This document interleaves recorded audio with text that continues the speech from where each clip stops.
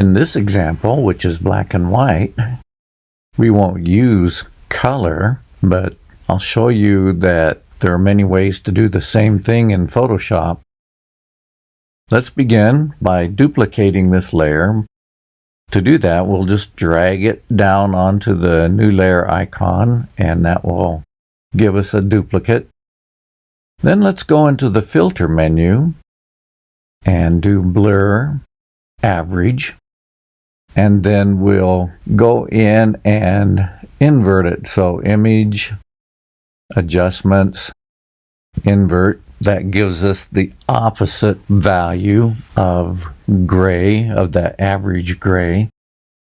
And instead of using color mode, this time we'll use one of the contrast blending modes. Let's check each one. And it looks like Vivid Light does that perfectly.